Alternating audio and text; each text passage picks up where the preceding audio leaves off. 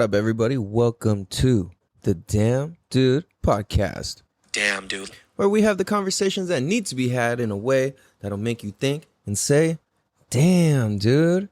Damn, dude. You know what I'm saying? Like, that type of shit to really just give you a moment in your day to, like, think and experience and feel life just a little bit differently.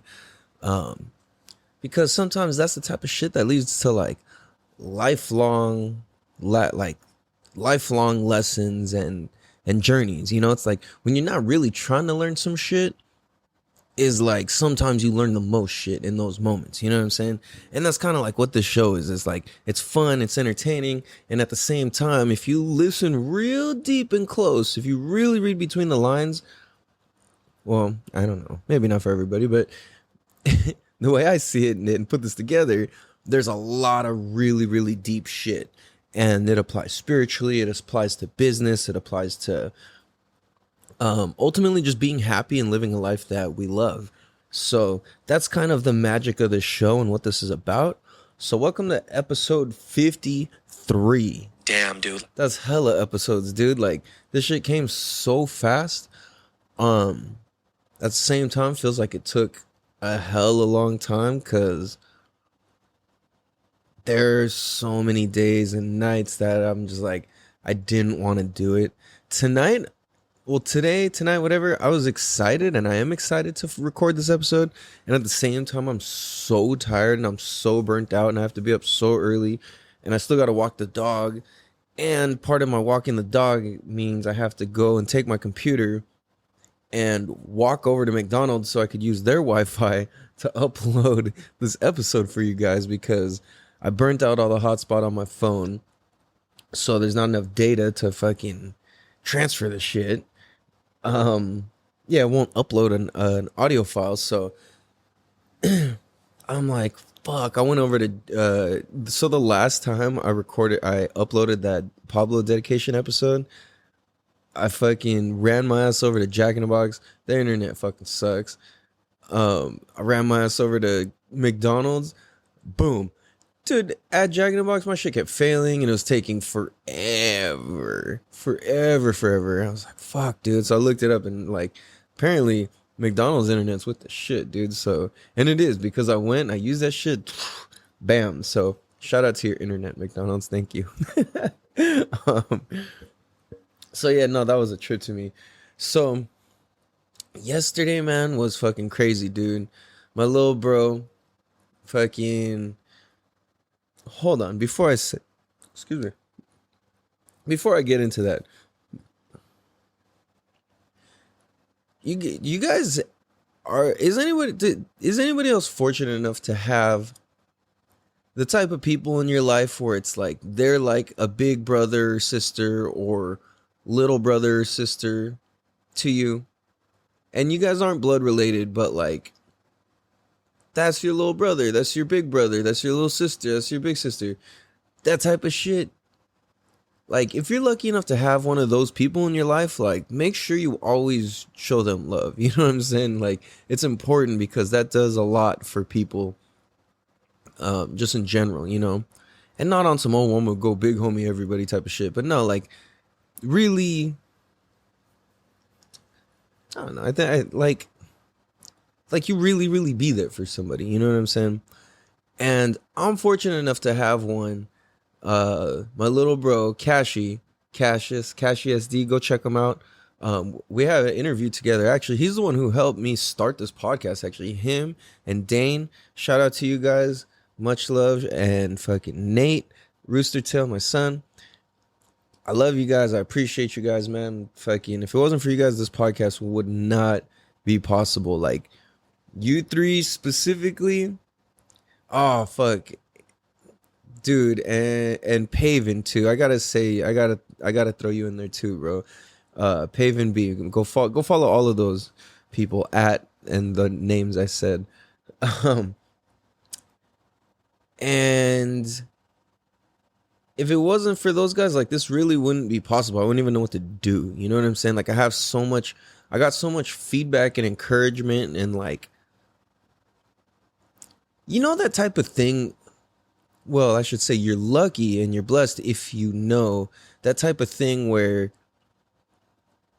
you say an idea and then the people around you start seeing it bigger and better than you even thought of it or saw it. Damn, dude. Like, those people are so fucking hard to find, dude. And I'm fortunate enough to have Kashi as a little brother to be one of those people for me. And this is a special shout out to him and Jenny Lynn, because they kind of got, well, I want to say they got married just to make it easy, but they had the whole celebration and everything, like, official instead of just a courthouse thing. So much love to you guys. Shout out to you guys. I wasn't able to make the ceremony, but I was able to make the damn, I'm bad at remembering what this reception. I always think the reception is the wedding part, and then if I don't know, I get all confused. But anyway, I went. Thank you guys for having me. It was fucking incredible, dude. Like, it was really dope. I got to see my little brother, which I haven't seen in a while. That was good and refreshing. My real little brother, my blood brother. What up, chimps? And then I got to see all the little homies, dude, who are basically all like little brothers to me too. Like, it's weird because now we're all like grown up, and it was almost like it's a trip because it was tight. I'm glad I got acknowledged. It was like the type of thing where there was always this like deep respect, but we never really like kicked it or anything a whole lot. You know, it was always like just with my brother around that I would hang out with them, you know, or like through different extensions of people, you know. But like yesterday I was kicking it with everybody. It was fucking sick, dude. Like, to actually get into their worlds, and they got to get into my world, and it was just like, damn, like, you guys are fucking cool, man. And it was like, you know, it was just really tight. Like, it was really positive and cool. So, Kashi, man, your wedding was fucking beautiful, bro. Like, that was amazing, man. Like, you guys are such a great couple, and you guys are so dope. Like, I'm not the biggest fan of marriage. Like, I don't all the way believe in it all the way. Like, I think it's cool and I think it's dope. Okay, I believe in it. Not like, oh, it doesn't exist. Like, no. And not to say that I'm like, oh, it's stupid. No. What I don't agree with about marriage is taking it to the state. Like, why get the government involved in your relationship? Like, I think go have the ceremony, have the dedication, have the promises, have the everything, but why get the state involved? Like, the state is the last people I ever want involved in my shit. You know what I'm saying? Like, that's the last people I want, especially my relationship. Like, that if we were to be like, hey, you know, like, you and your wife or you and your husband, who like, you know, whatever your circumstances, we're gonna, you know, like, we're gonna bring in a third party to like just kind of like spruce this up. And I realize that's really funny sounding, but like, we're gonna bring in a somebody else to hang out with, and you'll be like, oh, who is it? Like, oh, is it fucking, you know, is it the family? Is it the neighbors? Who's coming over? Oh, no. We're gonna commit to the government that we love each other. Like, we gotta go confide in the government that, yo, we're together. Da. Now, I get there's tax benefits and blah blah blah, but it's like, if you're not really making money like that, that shit doesn't matter. You know what I mean? Like, I don't know. It's just not worth the, like, I get it, and it's just not worth the alternative. Like, why should you have to pay the government because your relationship didn't work or expired, I should say. You know what I'm saying? Like, that doesn't make any fucking sense. Damn, dude.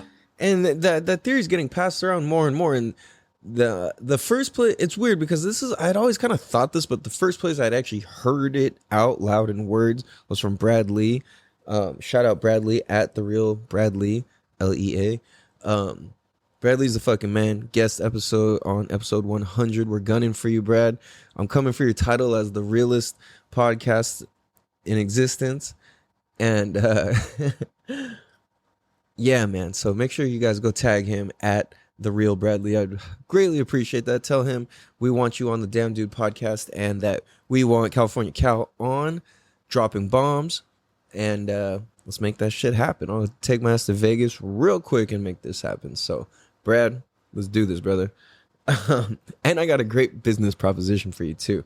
I think we can help each other, but more importantly, the world. I think we can help the world and many communities and kids and families with what I know and with your reach. So, anyway, not to get in my head of myself, I'm just creating shit for myself. So, and this is cool too, because it's like if I'm saying this shit and I put this on a podcast and like, let's say it doesn't happen, fine. This is just an idea. I want that to happen. I'm trying to create this. Like, I'm putting it out to the universe for other people to jump onto this idea and be like, yeah, I believe that can happen. I believe, and it's like the more people we have believing it's real, the more it exists. It's like the first time somebody's seen a chair, like nobody knew to know it was a chair or to believe that's a chair. But no, after a while we sat in it, it was stable, blah, blah, blah. Like, oh, okay, that thing's a fucking chair. Like, everybody agreed on it eventually. You know what I'm saying? So once everybody agreed on it, a chair became a chair. And it's like, once everybody agrees that I'm going to be on Brad's show and Brad's going to be on my show, and then we're going to do some great business together. Once everybody believes that, then why wouldn't it be real? You know what I'm saying? Damn, dude. And I think this is how manifesting works, because at the same time, let's say it doesn't happen. So what? Like, I fucking tried. You know what I'm saying? I hit up his assistant. I hit him up. I did what I can do. You know what I'm saying? I'm going to keep doing what I can do. And I've reached into different sources, and shout out to Buzzsprout. They said they're going to help me out too. Like, what the fuck? Like, this is epic, dude. And if you want to make a podcast, holler at me. I think I still got a link to be able to hook you guys up. So back to shout out to Cassius's wedding, man. That shit was fucking sick, dude. They had this dope ass. This mansion was so crazy and weird. Like, I didn't understand it, dude. It was this crazy place in fucking Highland Valley Road. And if you know where that's at, you know where that's at. That's a fun motorcycle ride. But be careful, because those fucking 5, 10, 15, 20 mile an hour signs really mean that. Like, so many people got hurt there for no reason, just because they didn't believe that's actually how fast you need to go through those things. Like, even my crazy homies don't go fast through those. And even me and my craziest doesn't go through those turns that fast. But that's a fun ass road. Just be careful on those really, really tight ones. But anyway, yeah, that place was crazy, dude. It was just like downstairs, upstairs, upstairs, downstairs, downstairs, upstairs. It was just like, it was crazy, dude. It was like, the stuff was like almost starting to get dated. We were kind of like, oh, like, this is very, kind of feels like the early thousands. And you're like, well, it's weird. I didn't even realize that felt old, or some shit like that. But it was incredible, dude. Like, it was beautiful, dude. Like, just fucking beautiful. The place was, I couldn't explore the whole house. It was just too big. I don't even know. But man, Cashy, I'm so fucking proud of you, bro. Like, whether you ever hear this episode or not, that shit was tight, bro. And it's in the universe, and fucking, you know what I'm saying? Like, that's one thing. Me and Cashy have an understanding that, yeah, we're not blood related, but it's like we are blood family, like, like metaphorically. Like, dude, like, it was crazy too, because even when we were faded last night, he told me, like, damn. And it was like, we had this understanding. We talked about this before too, like, even sober and stuff. But it was like, dude, like, oh, I drank some Hennessy for the first time in hella fucking long. Some VSOP yesterday. And, oh man, I mean, I wasn't fucked up, but it was like, I was cool. I felt good. But it was just like, the conversation was like, dude, like, like, he's like, man, I like, thank you so much for coming. You know, like, I got so much love for you, dude. Like, I see you as like a real, actual big brother.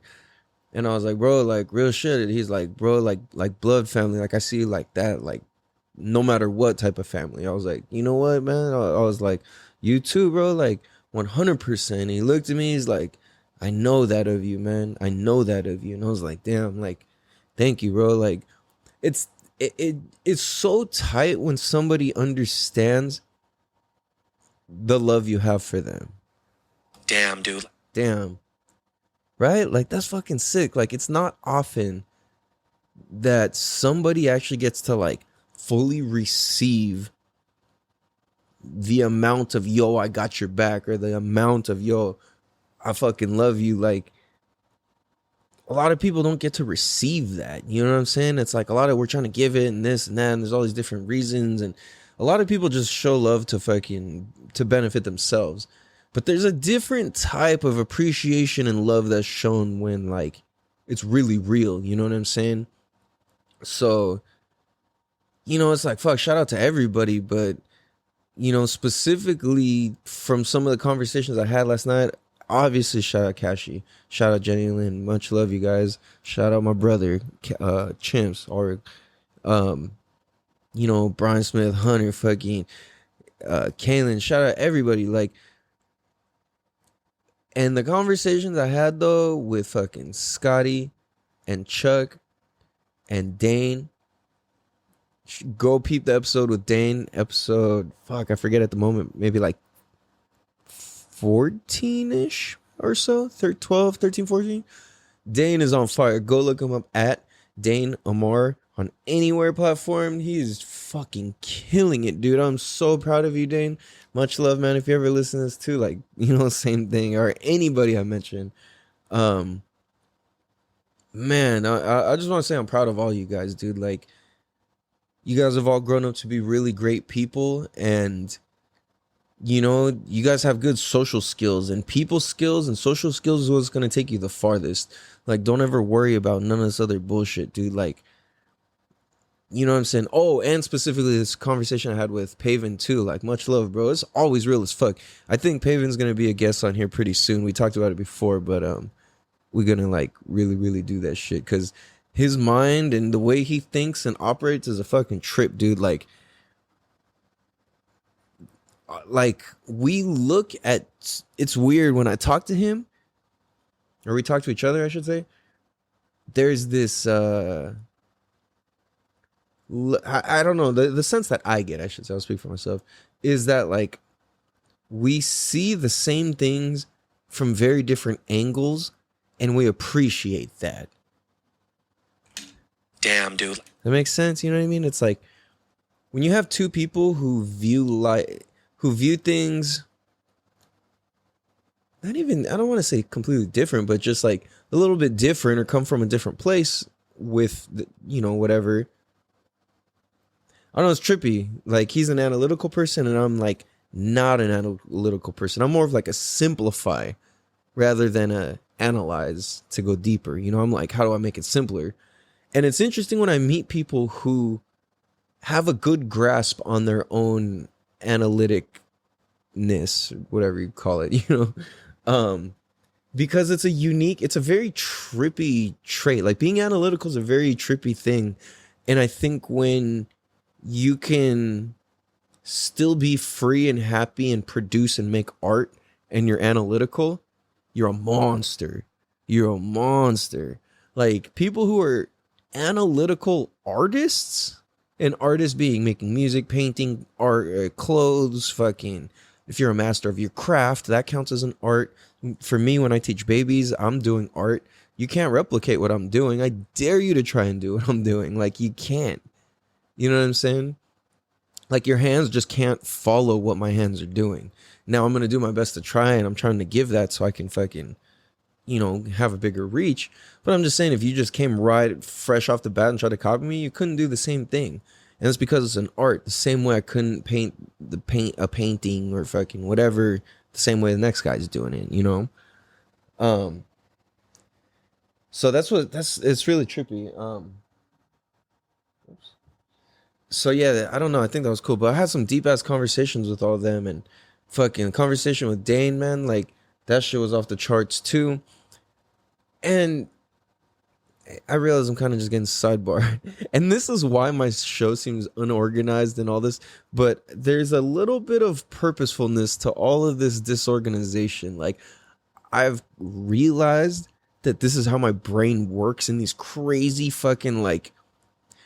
I feel like the way my brain works is like if you took a stack of files in like a file folder or thick ass thing of papers and just fucking chucked it out a big ass window, and like as the papers fall, it's just like you just pick one up and read it and just keep going, pick another one up and read it, and then eventually they all land on the floor, and then I'm like, instead of reading all the papers, I'm like, what was the point of all that? And then I'll analyze why all those papers fell and then how and what I took from it, and then like how we can like progress forward and do something good and cool and create something new with that understanding. So I'm working to create conversation and language as my own version of art. And that's what I'm doing. A lot of like, it may not be understood yet, but there's actually like formulation to this whole thing. This whole being out of order is actually perfectly in order.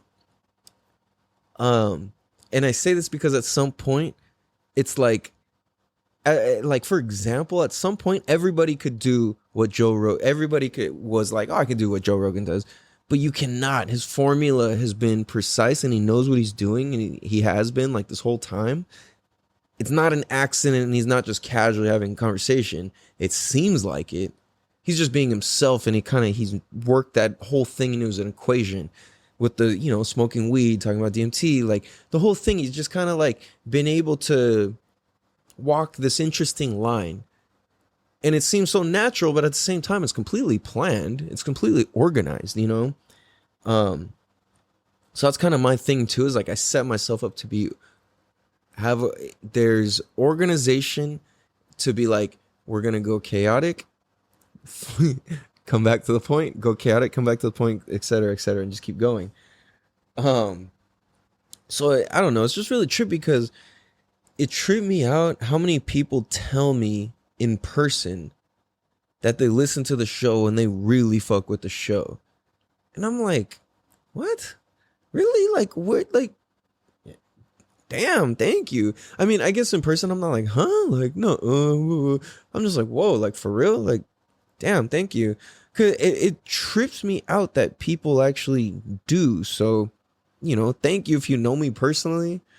And if I haven't thanked you in person, thank you. I appreciate you guys. When I talk, just so you know, like if you told me you listened to it and I kind of spaced over it, like I get so nervous talking about this and having like it's so scary, dude. It's so scary. I don't know. It's really scary. Like to be able to record yourself and put your personal shit out there and put this much like time and energy into doing that specifically. There's a lot that people can critique and break apart and this and that and all of this. And like, there's so many reasons not to listen. If I say, too many times, if I say like, boom, I fucking tune out of shit hella fast. I'll listen to people I know and like, and I'll be like, yeah, man, like, there's this one podcast where he says, what does he say? He says, he says, yeah, so we're just gonna go ahead and jam, and like, and if he says it too many times in the way he said, I'm like, I can't, not today. And I just change it. I'm like, so I have to remember that this has that effect on people when I go off topic or this or that.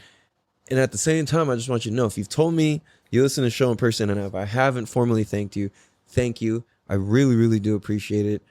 I just get freaked out because I'm still so brand new, and like, I haven't really had any crazy critiques or controversy or anything crazy, which may or may not be good, I don't know. But at the same time, I feel like, damn, I need to start taking harder stances on things. But the way I am is like I don't really have crazy hard stances on things because oftentimes I get both sides. So it's really trippy. Um, yeah, dude. So what we're gonna do is we're gonna take a quick break, and we're gonna be right back. Oh, I just realized I didn't even tell you what the title of the show is. The title of the show is "Why Did I Tat My Face? Why did I tattoo my face? Like, why the fuck would I do that?" So, what's interesting is all of this actually leads up into it. Believe it or not. So we're gonna take a quick break. We'll be right back. Damn, dude. And after these messages, we'll be right back. California Cal. What up, everybody? Welcome back.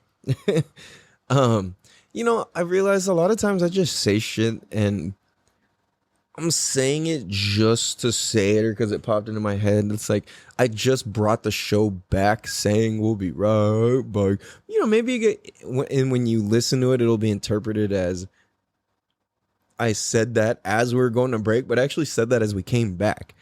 And like, you know what I'm saying? Like, I just say shit. So it's weird. I realize that there's two modes. I'm like super extreme two modes. I'm incredibly literal and I'm like completely not. So for example, like with that, like I brought the show back saying, "Oh, after these messages, we'll be right back." Like I like we just came back. I should have said welcome back. You know what I'm saying? Like whatever. Like, you see what I'm saying? It's the opposite of the literalness. And I think because I'm so literal, I'll say stuff that doesn't make sense on purpose and just kind of see what people do. That's what I was trying to get at. Damn, dude. So oftentimes you'll kind of hear me just say shit and just wait. Like, I've gone so many years of people thinking I'm stupid that, like, it's really nothing for me to just sit there and stare at somebody blankly and them think I'm dumb the whole time. And I'm like, I have no issue with that. I can fucking do that forever, dude. Like, your judgment of me being dumb does nothing. I don't care. So, yeah, I don't know. It's funny. So, I guess this kind of ties into the whole podcast too, or the point of it. And this does tie the whole show together, which is I realize like I'm only trying to have conversations and spend my time in ways that will expand myself and my kids' learning abilities and consciousness and freedom. So whatever I can do, damn, dude, to expand my consciousness, to expand my learning and growth, and to do that for my kids, which would be either be the example of that for them or creating scenarios and trips and, whatever to provide that for them, whatever that looks like or may be, And it's hard for me to not spend my time in that way. I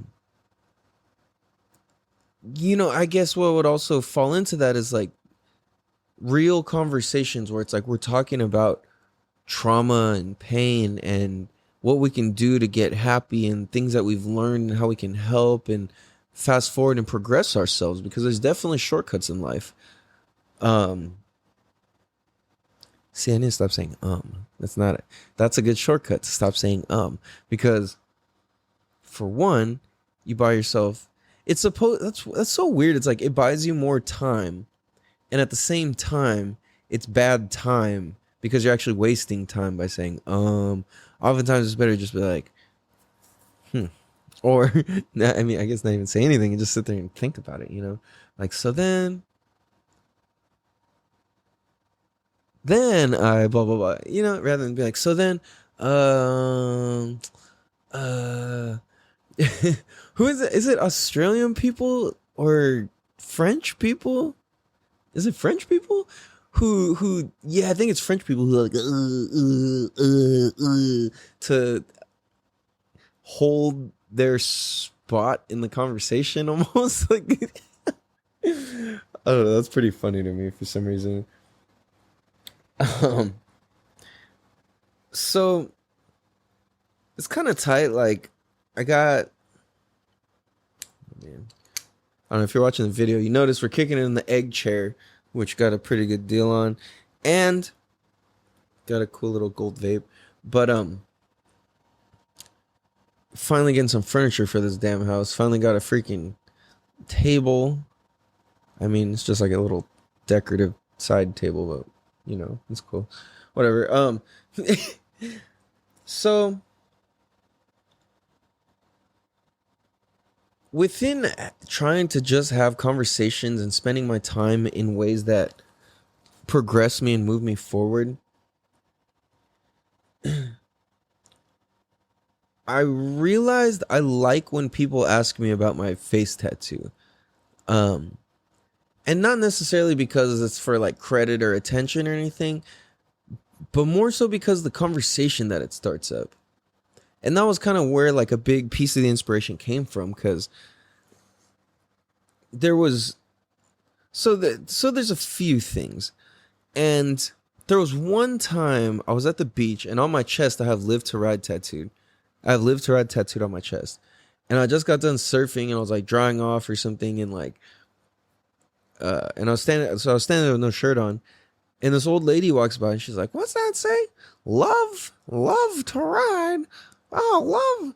Oh, that just means that's just love for yourself. You just love yourself." And I was like, "What?" Like, she read it wrong, but at the same time, it hit me. And I was like, "Damn, what?" Like, huh? I was like, this tattoo is completely selfish. It's completely about me. I did this because after I broke my skull, neck, and back in 8 places, I fucking was riding my motorcycle to rehab. I got back up on that bitch and I was fucking going. You know, I'm like, I'm really with the shit type of shit. And I realized that's just all about me. It didn't really have anything to do with anything. You know, it was just kind of like a triumphant moment for myself. Like, fuck yeah, man. Like, I lived through this shit. I really lived to do this. Like, I really love this, you know? And so that just got me thinking too. Because for a long time, I was gonna get "I love you" tattooed on above my eyebrow. And I don't know, it just kind of seemed weird to me. It just like, I remember I asked my mom if she was willing to do the tattoo for me, and she's just kind of like, I don't know. And then, I don't know, I was just like, You know, nobody was really thrilled about me getting a face tattoo when I would talk about it. And then also, I don't think anybody thought I was going to do it. You know, I kind of talked about it a little bit, but not when I was going to do it. You know, I just went and did it the day that I did it. So I mean, so it's kind of cool. So the little homie Scotty asked me yesterday, like, "So why'd you get that tattooed on your face?" And the first thing that I think of is, well, I earned it. And the tattoo on my face says "Love All," if you couldn't tell from the cover art or whatever, you know. But or the hashtag or what, you know, it's everywhere. But that's the thing, is like, I always wanted a face tattoo, but it was kind of, or like maybe not a face tattoo, but like well, maybe. Like, I always wanted a head or face tattoo or something of some sort. And I could never think what. It was always about like some sort of like gang related type of shit, or some sort of like neighborhood type of shit or something like that, you know, like it wasn't really, I don't know, anything like, I don't know. Yeah, I love my town, but it wasn't like, I don't know, it just felt different. So, excuse me. So I was like, fuck, man, like, I really do want to get my face tattooed. I don't know what. I wanted to get "I love you," and I was just like, nah, man, like, I don't know. It just seemed weird to me, and it never fully, I would get excited about it, and then I'd be like, eh. Then I get excited about it, and I'd be like, eh. And then, so finally, like, I don't know what it was, but, it was weird because it wasn't that this happened in this moment. It re-happened for me. It was like I visited. So kind of backstory. When I went to Vipassana meditation, one of my times, I went and I realized I had a regret. And I had lived my whole life as if I didn't have any regrets. And I'm like, damn, that's weird. Like, I realized what the regret was that when I went to my best friend Pablo, who passed away's court trial, 2 of the 3 killers were there. Only 2 of the people got caught. So basically, my homie Pablo was with 2 of his homies, and they were just kicking it. And they were trying to buy weed off some like Pablo's 2 homies were trying to buy weed off some fools. And they come up and they try to sell him some bunk ass shit. So they looked at it like, nah, we don't want this, bro. Like, so they gave him the weed back. So these 2 dudes in the car are like, nah, fuck you, blah, blah, blah. So they drive around the block, pick up third homie who didn't get caught. But third homie came through. He had a gun. He reached over the car and just fucking starts shooting, bah, bah, bah, bah, as they're driving. Pablo gets hit in the throat and goes down and is bleeding out for like 45 minutes till the ambulance comes. And, you know, it's like my best friend died over $20 worth of weed. Like, that's crazy. Like, this little pen I used to smoke, you know, vape cartridge or whatever costs more than that. And it doesn't even come with weed. You know what I mean? Like, fuck, dude, a 20 sack? That's not even your own? But that's not what my homie Pablo died for. That was just the means and the how. Go back and listen to the last episode and you'll really understand, you know. So anyway, I realized I was revisiting that thought about, damn, like I realized I did have a regret. Oh, okay. Sorry, I kind of realized I skipped over a little. So I realized I did have a regret, and my regret was that when I went to the courthouse, the 2 dudes, not the shooter, were there. They got caught. The shooter, he disappeared in Mexico somewhere. And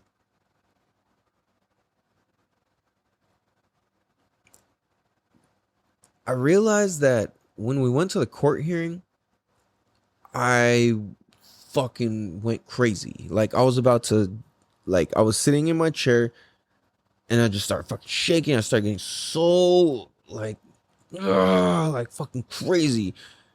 And then I remember the homies and, you know, and Pablo's mom and family were looking at me like, yo, chill, bro. Like, chill. Because I was about to hop that shit and fucking mop these fools up, dude. Like, I didn't give a fuck. I was about to go to jail. I was ready. I did not give a fuck. And, you know, they sat there and they told me not to do it. And I fucking sat there and I felt like such a punk, dude. Like, I felt like such a bitch. And I was just like, oh, like it just stuck with me forever. Like, cause it was like, yo, handle this shit or fucking, you know, respect my homie's mom and family's wishes, you know, and just like, fuck, man. Like, to me, on some Vin Diesel shit, like family, like that is everything, dude. You know, like it's more important than my own personal revenge. And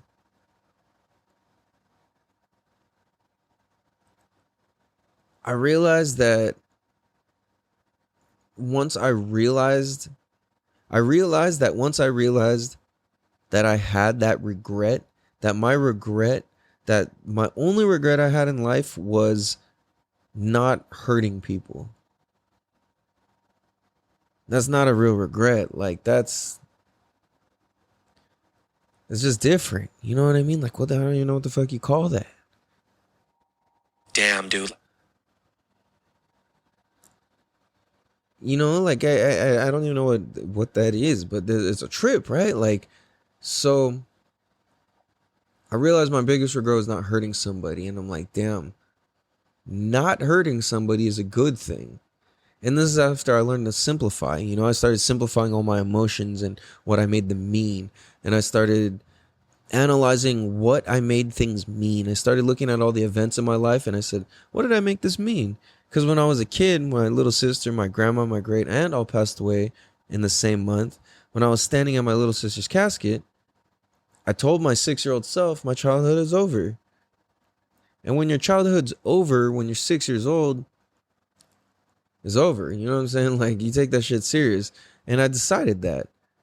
And that was a decision that I like made at that point, and I made it mean that I made my sister's death mean that my childhood was over and that life is serious and that shit's life or death out here. Damn, dude. So that's what I made it mean. So I stop and I'm taking a look at what did I make all these different things mean. And I started realizing, damn, like I'm just honoring these street codes of people who aren't even around or in existence, and their street legacy really doesn't mean shit anymore because they didn't really contribute to society or the little homies or fucking anybody's family or nothing. You know what I'm saying? So it's crazy. You know, it's kind of crazy. So I realized, like, dude, like,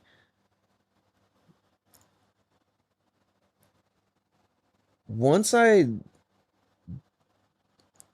realized I had that regret and I started showing love to it and I started showing love to myself and I started looking at what I'm grateful for and what I'm appreciative of, like, peace just came about me. Like, I had no more urge to hurt or harm the people who killed my best friend. I have no more hatred or anger or angst or none of that towards them, because I came to this understanding that I have love for all beings. Whether you're a tortured soul or not, I have love for your being. You know, like, at some point you were a baby, and I could never hate a baby. You know, there's some babies that are really fucking irritating, but like, I never hate a baby. You know what I'm saying? And if you can never hate a baby, then that means that is almost your pure child recognizing another pure child, and like that in turn equals, it's like you recognize that, you know, and it's like you recognize you have love for that same care I would take to stand up and protect a baby. Like, you know what I'm saying? It's like, if you think about it, like, let's say, see, I don't trust none of our history, but so, you know, like, supposedly Hitler's an evil ass motherfucker, and when he without knowing what he did or who he was or whatever, when he was a baby, before you could know any of this stuff, you would have had love for him. You would have protected him. If there was an adult trying to harm that baby, most of us would stand up for him or say something or do the right thing, you know? Now, we have other conversations. Oh, if I travel back in time, I would kill him as a baby and blah, blah, blah. Wait, that's a whole nother conversation. We're not talking about that right now. We'll talk about that another time if you want. But what I'm talking about is just being a baby.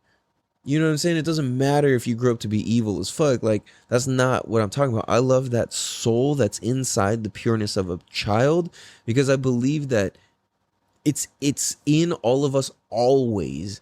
And the more that I can practice and have these conversations, the more we can extract that out of people, and the more it'll start recognizing itself in each other. And I think that is what part of the attraction of this show is like, there's a certain purity in all of us that either makes this boring or like, or not boring, sorry, but like unappealing. Like, I don't want to listen to this. Like, you're not in the mood. You have to be too angry or something, or you have other shit to think about. You're too fucking angry, sad, horny, in a hurry, busy, whatever the fuck. You know what I'm saying? It could be whatever. So, but that's the thing, is like, I know that this show speaks to people's hearts and it speaks to their inner child. That's why I think the show's going to go far, and it's going to be hard to hate on it, because it speaks to each person's inner child in a unique way. My inner child was gone, and was dead and gone for so long that he was actually hibernating and came back out like energized and like brand new. It was like I parked my, like, if my inner child was a car, it was like I fucking parked it in a garage in 1992, and I fucking finally pulled that car that was brand new in 1992. I pulled it out of the garage and like 2012. You know what I'm saying? And just now, we just started fucking living life and we're cruising. You know what I'm saying? We got hundreds of thousands of miles to go before we're old, or if we're ever old. I think because I discovered my child self at a way later age, and I've been able to dissect it and analyze it and have therapy sessions and talk to different people and go to different personal development and use different plant medicines and stuff like that. Like, dude, I realized, this is some powerful shit, dude. Like, there really is some realness to this, going back and discovering your inner child and indulging in it and playing with it. Because how I see it is that's a version of unconditional love. And in my belief and what I've seen and experienced and learned is that at the end of the universe is fear or love, or unconditional love, I should say. Unconditional love or fear. And those are the only two things. It's heaven and hell. It's good and bad. It's light and dark. It's all of those things. Yin and yang, the whole thing. That's why the moon happens at, it's like the moon has to shine at night, and, even the sun has to shine during the day. Like, it just has to happen that way. I'm getting off point, but there definitely is some magic to discovering your inner child and living that inner child and feeding it energy and light and love, because that's the only way we're gonna get out of this fucking thing as adults, is if we tap into our inner child. That's the only way we're gonna get out of this shit alive, dude. Alive, I mean, interesting. Why did I say that? That's weird. Well, yeah. Because think about it. How many people are walking around that are physically alive, but they're just fucking dead? They're just dying faster than others. You know what I mean? If you're unhappy, you're dying faster than others. If you're depressed and you're not willing to just allow yourself to be depressed, and you're trying to get rid of it, and you're trying to not show it love, you're going to get old. You're getting old fast. We've got to slow down and stop and show ourselves love and appreciation and gratitude. What are you thankful for today? What are 3 things? That's not hard. Think of 3 things. Are you grateful for the chair that you're sitting in right now? Are you grateful for the bed that you're laying in right now? Are you grateful for the chair that you're sitting in? Are you grateful for the car that you're driving in? Are you grateful for the headphones that you're listening to this from? Are you grateful for the speakers that this is coming out of? Are you grateful for the air that you're breathing right now? Are you grateful for the meal that you're eating? Are you grateful for the work that you're doing? Are you grateful for the water that you're drinking? Are you grateful for your juice you got? Are you grateful for your hair, your health? Are you grateful for the ability to hear? Or are you grateful for the ability to interpret? It's so easy to be not grateful for shit that's amazing. You know what I mean? And that's why I think meditation's so beautiful, because it's like you just scan through your body, and that's essentially, it turns out that it's like, oh, I'm just sitting here being grateful for my body, and I'm showing love and gratitude to the whole thing by checking in with it. Because if you don't check in with yourself, and you don't check in with your body, and we don't check in with our emotions, and we don't check in with all of these things, then we're never going to fucking understand it. And we're just going to keep being unhappy and getting old way the fuck faster. So that's why I got my face tattooed, to say love all, is because I came to the understanding that, this inner child shit, a little kid has love for everything and everybody. A pure kid has love for everybody and everything. And I've discovered that child for myself. Sometimes I get a little fucking Peter Pan and I forget how to fight and crow and fly or whatever the fuck. Can't fight, can't fly, can't crow. Yeah. From Hook. If you've never seen Hook, go fucking watch Hook. That's an amazing movie. It's the old Peter Pan movie. It's off the charts. Anyway, for the most part though, I stay in my child, and I stay in my inner child. I stay playing in there, and I stay in that realm. And I do my best to spread that and gift that and just keep it moving, you know? All while having gratitude and appreciation. Like right now, I'm grateful for this whole podcast setup. This is amazing. Like it blows my mind I even have this stuff. I would have never seen myself having this equipment or doing this ever. I'm grateful for the ability to speak up and be consistent. Holy fuck, I'm grateful for finding a reason to be consistent. I'm so grateful for finding a reason to be consistent, because a lot of people have been helped through this podcast already, and we're only 50 episodes in. We're only like 6 months into a fucking 10-year plan. So, you know what I'm saying? We'll see where this goes. Let's see what happens. I appreciate you guys. If you guys like the show, please, please, please go leave us a 5-star written review on Apple Podcasts. It'd be greatly appreciated. Go follow us on Instagram. That's at Damn Dude Podcast, just like you would spell it. Yeah, let us know what you think. And I'm trying to gear up to go on this podcast tour. So we're trying to go holler at some folks in Chi-Town, San Francisco, maybe LA, fucking Vegas, maybe Texas. We'll see. So if there's anybody you think would be a dope guest or whatever, or there's some subjects you think we should touch on, let me know. You know, we've got a lot of cool diversity in our backyard here. So yeah, I appreciate you guys. Much love. Have a beautiful day, evening, whatever it is, beautiful weekend. And you already know we'll catch you guys on Monday. Brand new episodes every Monday and Thursday at noon Pacific Standard Time, Pimp Standard Time. Yeah, much love, guys. Have a beautiful evening. And you know, and make sure you go follow us on Instagram. Make sure you go follow Fin2Swim on Instagram and at the website. That's at Fin2Swim, FIN, the number 2, swim. We teach babies how to save their lives and swim faster than any other place ever. So I'm going to do another. I just got another episode idea. Anyways, much love. Have a beautiful day. Rooster Tail, take us out. That's at Rooster Tail, TALE official. Much love. Peace.